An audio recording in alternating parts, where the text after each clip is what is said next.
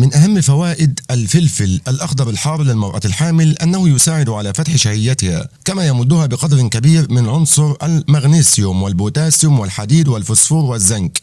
الذي يحتاج إليه الجنين في تكوينه، كما يعتبر منشط للدورة الدموية وحارق للدهون، كما يحافظ على نسبة الكوليسترول في الدم. ولا يضر تناول الفلفل الأخضر الحار بصحة الجنين حسب ما أكده كبار العلماء والأطباء وخبراء التغذية. ورغم فوائد الفلفل الأخضر الحار للمرأة الحامل، لكنه يفضل الاعتدال في استخدامه حتى لا يسبب أعراض جانبية للحامل تؤثر على استقرار وسلامة الجنين أو حتى على المولود أثناء الرضاعة. فمن المفيد أن تدخل نسبة ضئيلة من الفلفل إلى مخزون الحليب لدى السيدة التي ترضع. وينصح الأطباء للاستفادة من فوائد الفلفل الأخضر الحار للمرأة الحامل باستخدام المرأة للفلفل الأخضر الحار خلال فترة الحمل كاملة بشكل طبيعي ولكن بدون إفراط. فعلى النقيض يتسبب الإفراط في تناول الحامل للفلفل الأخضر الحار في ازدياد شعور المرأة بالدوار وتهيج المعدة والأمعاء واسترجاع الحمض المعدي، كما يسبب الإكثار في تناول الفلفل الأخضر الحار بإصابة أمعاء الحامل بالتقلصات، ويسبب آلام بالمعدة والأمعاء للمرأة الحامل، ما يسبب ارتفاع في حرارة جسمها وإحمرار جلدها. كما يحمي الفلفل الأخضر الحار المرأة الحامل من الإصابة بمرض سكر الحمل ويضبط نسبته في الدم ويقي من إصابتها بالأورام السرطانية، كما يقوم بمقام المضادات الحيوية التي يحظر استخدامها أثناء الحمل. فيقضي الفلفل الأخضر الحار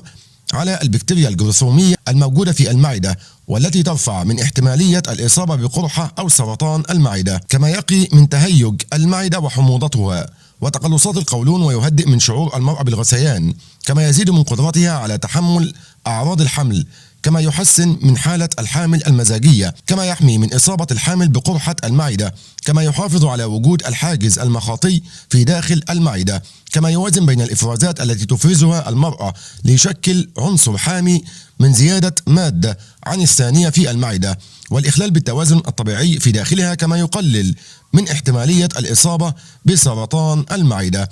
كما يحتوي على العديد من العناصر الغذائية الهامة لصحة الحامل، أهمها حمض الفوليك الذي تحتاج إليه الحامل في أول 3 شهور والذي بدوره يحمي الجنين من التشوهات. كما يحتوي على كمية كبيرة من فيتامين سي الذي يساعد على التخلص من فقر الدم، كما يقوي مناعة الحامل، كما يساعد على مواجهتها للأمراض. كما يحتوي على فيتامين A وفيتامين B6 إلى جانب الألياف الغذائية الهامة والبروتينات اللازمة لنمو أنسجة جسم الجنين والكربوهيدرات اللازمة للطاقة.